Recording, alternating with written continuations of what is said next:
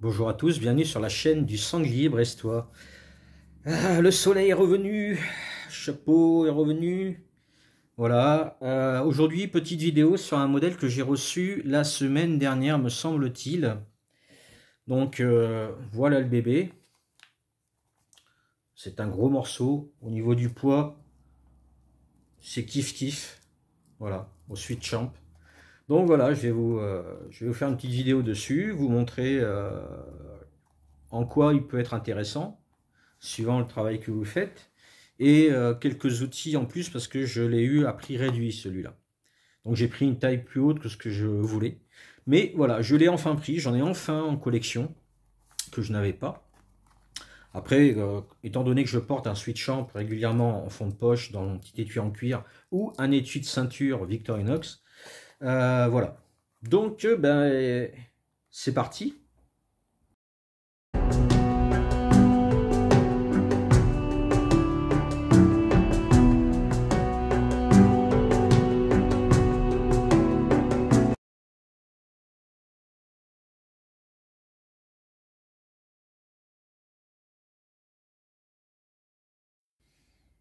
Et nous revoilà. Donc, voici le petit bébé.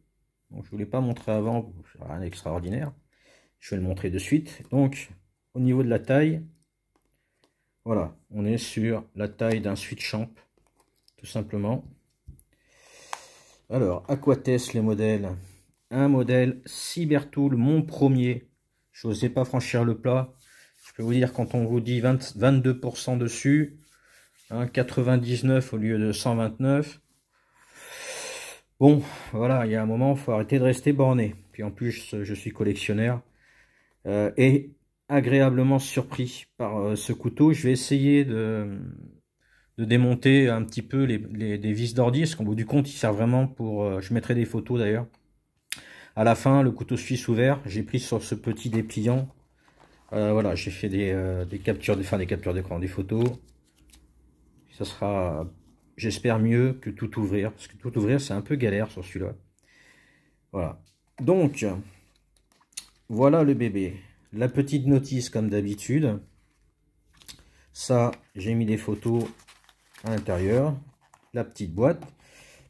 Et comme je vous ai dit, on est sur la même taille de couteau. Et on a... Hop là. Bon, c'est du 3 cm. La taille du couteau. Hop, on va essayer de recadrer ça. Elle est perchée bien, mais c'est bien dans l'assiette. Donc, le Cybertool 41 ou Cybertool L, on est sur 173 grammes. Si la balance veut bien se tarer correctement. 175-174 grammes. Et le Sweet Champ, bon, il a sa petite layette, mais on est à 173 grammes. Donc le Sweet Champ est peut-être 1 gramme de plus, mais regardez, c'est les mêmes. Voilà, la même taille. Et j'ai pris celui-là, non, enfin, en plus de la réduction, mais par rapport aux outils qu'on a sur le Ranger et sur le Sweet Champ. Et également sur le Handyman, si je ne dis point de bêtises. Donc voilà le petit bébé. Donc on l'a pesé, on l'a mesuré. Qu'est-ce qu'on a dessus? Alors, l'éternel ouvre-boîte à tournevis de 3 mm. On a également à 90 ou dans le prolongement le décapsuleur, le petit dénudeur de câble et le tournevis de 6. Ensuite, on a la pince. Alors ça, c'est très bien justement pour un multitool. Vous avez le M qui est parfait, mais il était plus cher que le L, donc voilà. Et en plus, ça m'embêterait pas de l'utiliser celui-là. Je suis habitué au Sweet Champ. Et du coup, on a pour l'Écosse, et avec ceci, on peut retirer des composants informatiques. Le logeant dans l'ordinateur, c'est suffisamment fin pour passer. On peut exercer une force très légère avec, on peut contrôler ça. On a un coupeur de fil, j'ai déjà fait la vidéo juste ici. Donc ça permet de prendre des fils assez fins et de couper à la taille que l'on veut pour refaire des branchements dans un ordi ou un tableau. On a les ciseaux, indispensables. Et puis surtout incomparables. J'ai vu des petites vidéos sympas sur un modèle, je n'ai plus le nom, c'est Fox, la marque Foxy. Très intéressant à voir. On a la scie. Alors la scie à bois, sur un modèle électronique, il y a possibilité pour certaines choses. On a la lime à métaux et la lime à ongles. Donc ça c'est métaux, ça c'est à ongles. De quoi curer les ongles. Et en plus une scie à métaux pour des petits clous ou PCV. Ouais c'est ça. PVC, pardon. Voilà, on a le stylo qui est ici. Voilà. Donc il fait partie des modèles qui possèdent le stylo.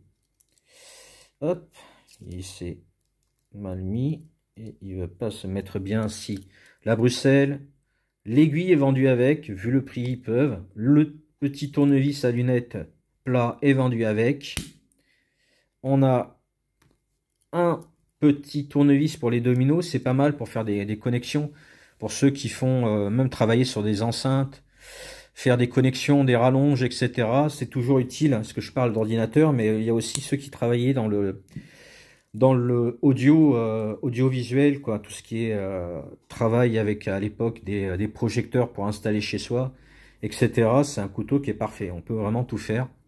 Voilà, on a de quoi dénuder, on a plusieurs embouts suivant ce que l'on a à brancher, etc., etc. Puis la scie à métaux et la scie à bois peut servir dans le placo, donc pour faire un emplacement pour une prise ou récupérer quelque chose. Voilà, tout simplement. On a également le ciseau à bois. Alors franchement, c'est vrai qu'il déchire au niveau de l'aiguisage. J'aimerais pas me le prendre dans les doigts. Je vais voir si j'ai du bois assez tendre. Voilà, désolé. Je suis parti voir si j'avais du bois assez tendre. Voilà, je sais pas. Alors.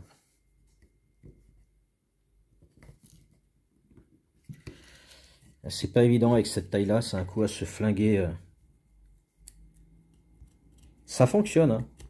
En gros, il suffit de faire les emplacements, comme ceci, comme cela. On continue.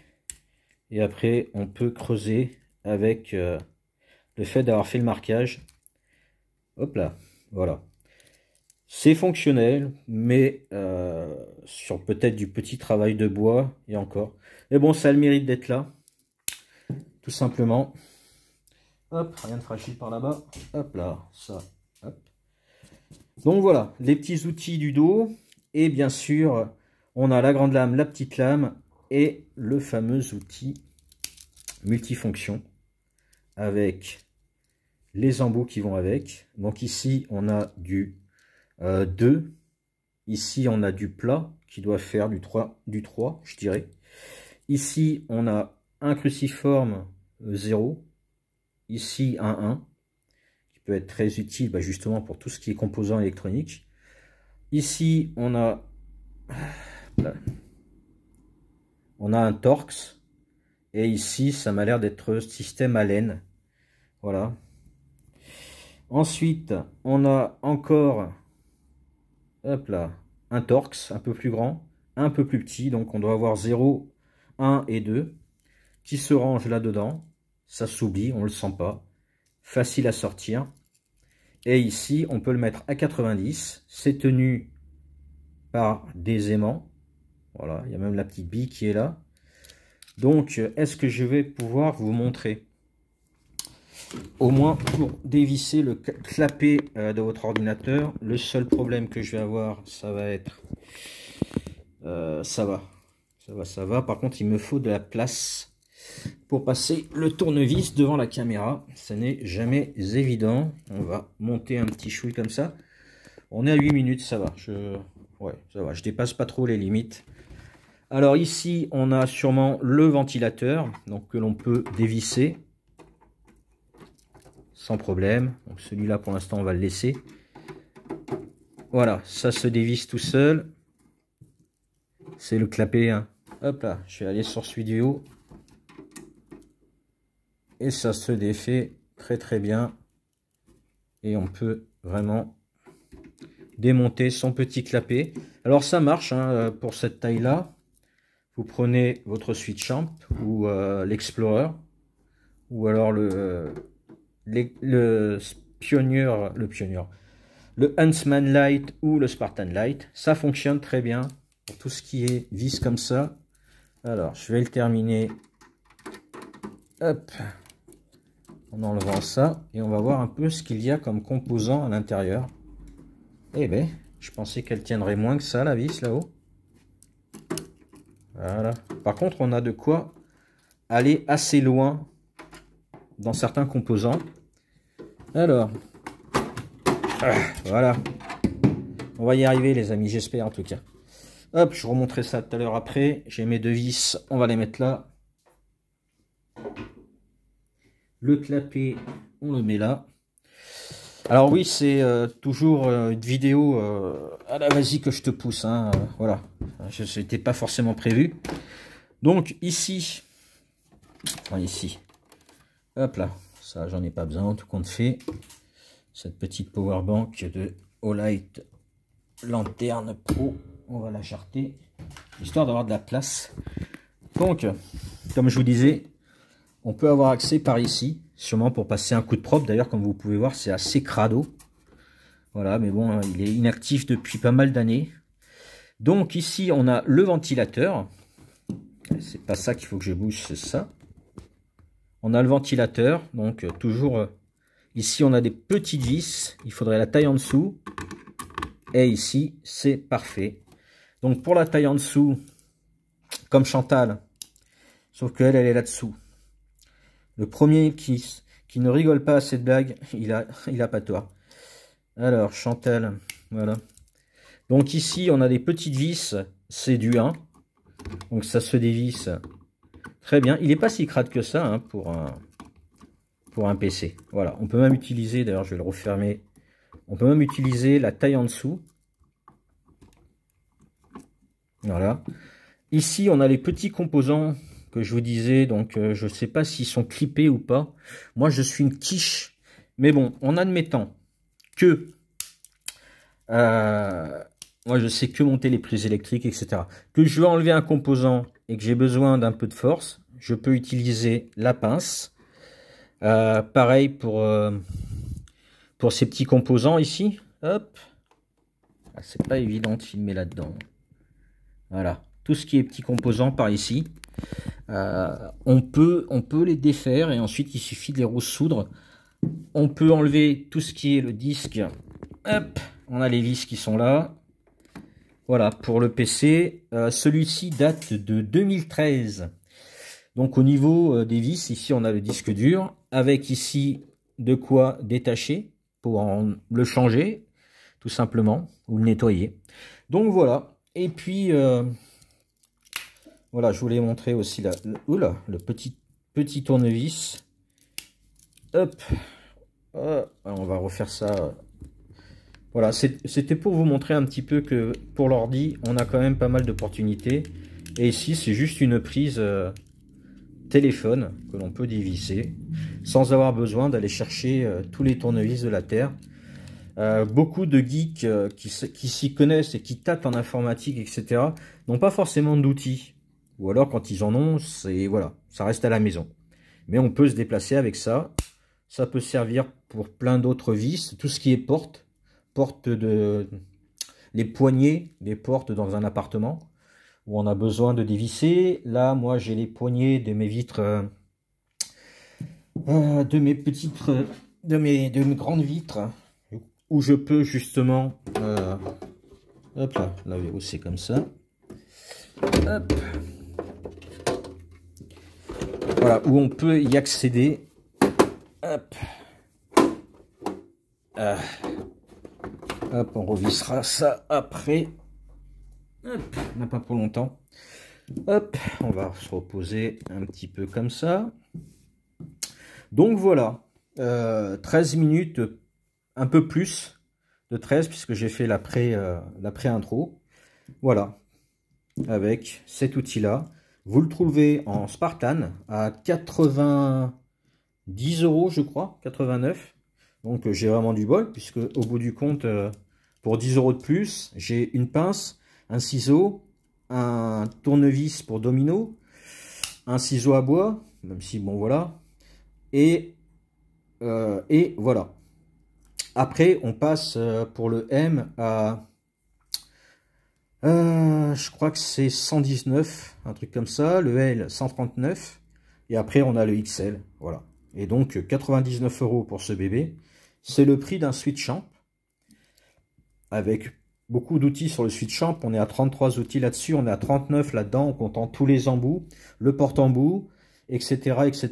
Je trouve que c'est un bon compromis pour ceux qui aiment bien trifouiller tout ce qui est PC,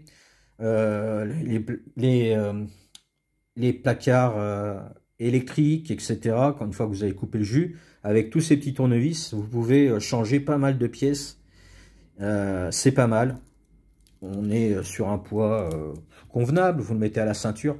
Moi j'ai tendance à mettre dans mes poches, mais là j'ai trouvé une petite ceinture sympa, une Lion 7 pour mon travail. Donc bah, j'aurai une ceinture à ma taille, parce que j'ai pris pas mal. Voilà. Sur ce, je vous dis bisous, Kenavo, et prenez soin de vous.